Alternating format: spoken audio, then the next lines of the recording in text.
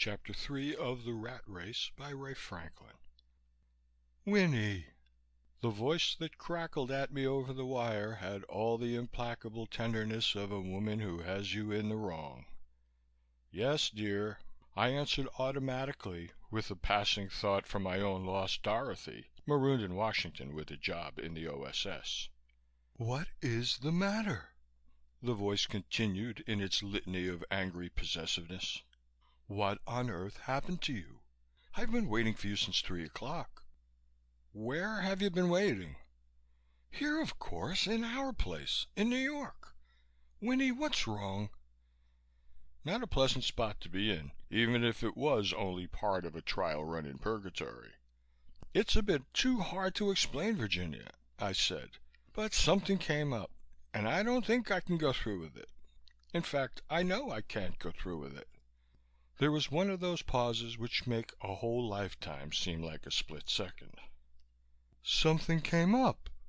The voice, now a pantherish contralto, purred dangerously. Something went down, you mean? You see, Winnie, I've been talking to your friends. Johnny Walker Black Label, that's what went down at the Pond Club. Tommy Morgan told me all about it. You went to the pond, had too much to drink, woke up about 4 o'clock, 1 whole hour after you had promised to meet me, and woke up talking wildly, and then staggered out. Now I find you're back in Bedford Hills, and it's my birthday. The voice ended in a choke, which might have been a sob or a paroxysm of feminine fury. I summoned the old voice of authority, as inculcated at Quonset, into the well-tanned vocal cords of Winnie Tompkins.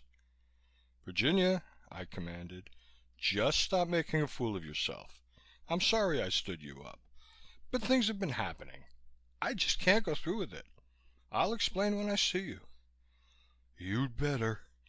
And the slam of the receiver left my ears ringing.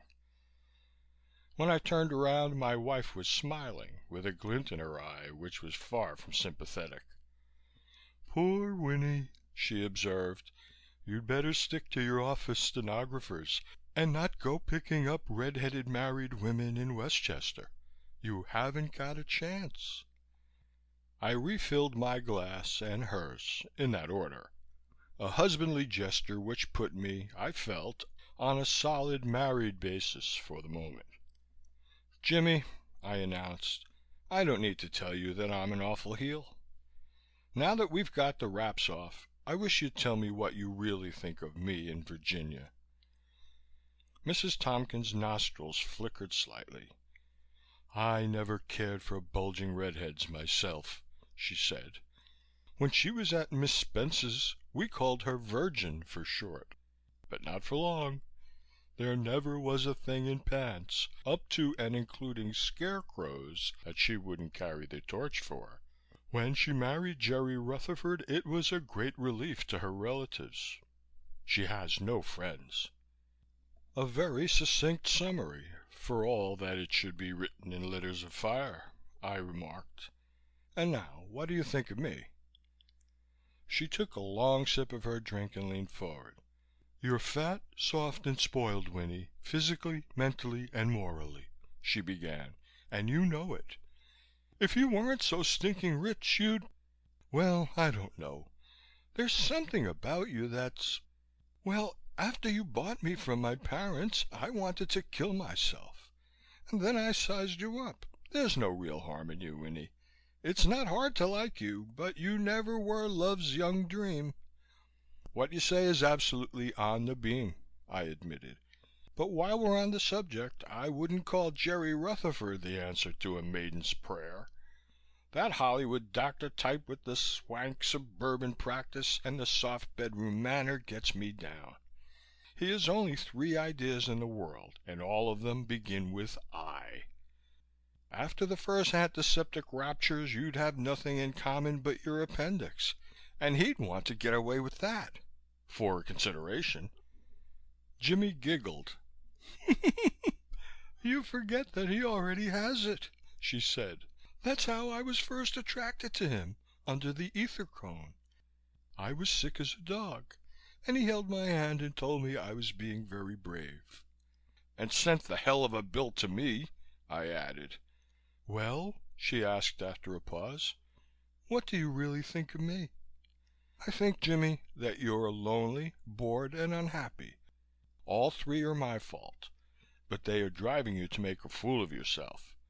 Nobody has tried to understand you, which is catnip for any person of either sex once you get them talking about themselves. Least of all your husband. You need what other women need. Children. A home. If this is a build-up for obstetrics, the answer is no, she snapped angrily. Skip it, I urged. I'm telling you the truth, not making a pass at you. We can talk some more about you in the morning. In the meantime, I think I'll turn in. I'm very tired, a little tight, and I've had a lousy day. She flashed me a curious look. Go on up, Winnie, she said. I'll put these things away. You'll need your strength for morning, if I know Virginia Rutherford. Guided by luck and the smell of pipe tobacco, I found what was obviously the master's room, with a weird amalgam of etchings of ducks and nude girls, including one Zorn, and all the gadgets for making sleep as complicated as driving an automobile. I was awakened in the morning by a hand on my shoulder. It was Mary Myrtle. You'd better get up and put on your pajamas and dressing gown, she remarked conversationally. Dr. Rutherford is downstairs, and Mrs. Rutherford is talking with Mrs. Tompkins in her bedroom. Stormy weather? I'll say so.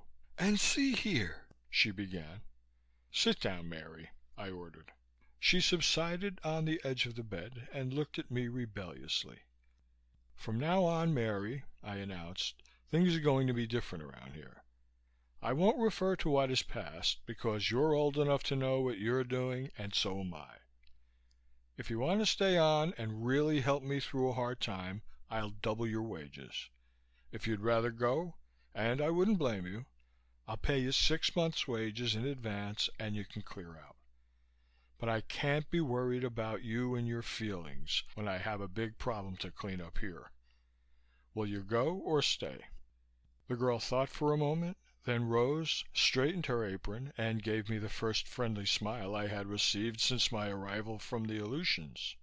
I'll stay, Mr. Tompkins, she said. And here's a pick-me-up I mixed for you. Better drink it before you see the Rutherfords. Okay. And I drank it, and it worked its beneficent will upon me. Now I'll go and kill Dr. Rutherford if you'll toss me my flit gun, and thanks. Dr. Rutherford was pacing with surgical precision up and down my den. He looked slightly more self-possessed than the day before, and seemed to be in excellent physical condition. I guessed at the contour beneath my wadded black silk dressing gown, and reconsidered my original plan to throw him bodily out of the house for having come without my invitation. See here, Tompkins, he said briskly, we're both men of the world, I hope. Things can't go on like this. I was up all night with Virginia. You're not behaving at all well, you know, old man.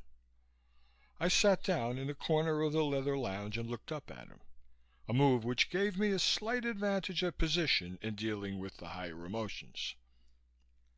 Let's not mince words, Jerry, I said. Suppose you just state frankly what you think we should do. Germaine loves me and does not love you, Rutherford stated crisply. You love Virginia and she loves you. None of us wish a divorce. Hang it all, Winnie, we're civilized. These things happen, you know, and we might just as well face them. We agreed that the four of us should do as we liked and no hard feelings. I sighed. Jerry, I said, what you say was true as of yesterday noon, but if these things can happen, they can also unhappen.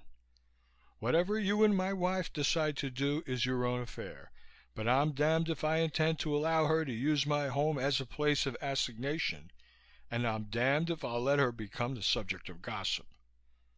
So far as Virginia is concerned, whether or not she is in love with me, I'm no longer in love with her, And I'm damned if I'll play gigolo to spare the feelings of a bulging redhead who carries the torch for anything in trousers, up to and including scarecrows, myself included.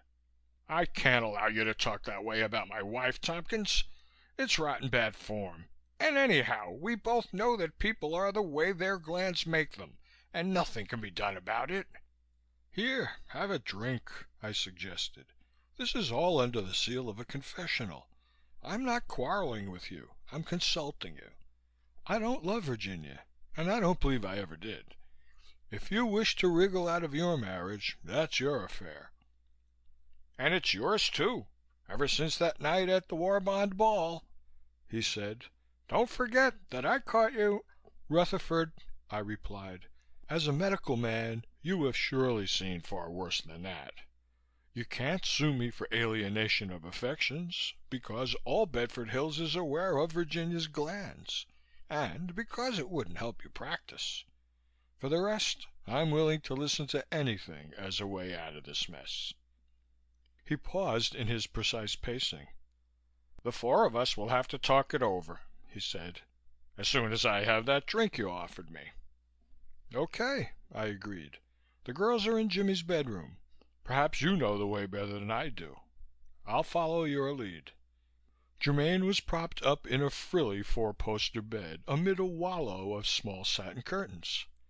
I barely had time to notice that she was wearing a rather filmy nightgown when I turned to reap the whirlwind in the form of 5'6" of red-haired determination and curves. Now, Winnie, she commanded, what's all this nonsense? I caught a telltale glimpse of uncharitable diamonds at my wife's breast and hastily averted my eyes from the monogram. Virginia, I replied, there's nothing wrong, nothing at all. It was just that yesterday I realized that I couldn't go through with it. I don't pretend to be moral, but I don't go in for mixed doubles at my age. It's undignified. What? Mrs. Rutherford's mouth hung open in amazement. Only this, Virginia. Whatever I have been in the past, I'm going to try to be different in the future. I know it's hard on you, but... The redhead laughed like tumbrils rolling to the guillotine. Nothing to what a breach of promise suit would be to you, Winnie dear. Don't forget, I have your letters. Now we're getting somewhere, I remarked. How much? Winnie, my wife gasped, it's blackmail. Of course it's blackmail, I agreed. And there are times when it's wiser to pay than to fight. This is not one of them, Virginia. I'm not interested in buying back those letters. Save them for a rainy day. I'm going to settle with your husband. How about it, Jerry? You swine!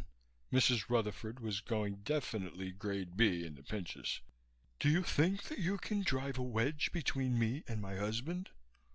No, my wife has already done that for me. He loves her, and he tells me that she loves him. I've told him that they're welcome to a divorce, but I won't have my house used for any hanky-panky, and I won't have people gossip about Germaine. They can make up their minds what they want to do about it.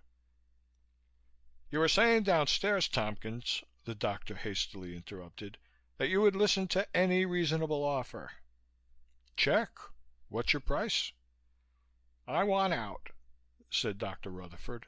Lend me the value of a year's practice. 15,000 would cover it, and I'll get in a substitute and take a crack at the Army Medical Corps. They've been after me for a couple of years. Done, I said, and if you like, I'll have the bank dole it out to Virginia while you're gone so she won't use it up too fast. What about me? Asked my wife. I thought Cherry said he loved me. What's your price? I asked. Germaine yawned and the shoulder strap of her gown slipped indiscreetly. Since nobody seems to want me, she declared, I'm going to stick around and see the fun. I wouldn't miss the sight of Winnie Tompkins trying to lead a changed life for all the doctors in the medical corps. Me too, spat out Mrs. Rutherford. There's something pretty mysterious going on here, and I'm going to stay until I learn all the answers. There was a tap at the bedroom door and Myrtle appeared, pulling two neatly set breakfast trays on a rubber-tired mahogany tea wagon. "I thought you would rather have your breakfast upstairs with the master, ma'am," she remarked primly, in a far too English country house manner. "Breakfast is waiting for Mr. and Mrs. Rutherford in the dining room," she added. And as she bent over the table and began to straighten out the breakfast things, the girl had the impudence to slip me a wink. End of chapter 3.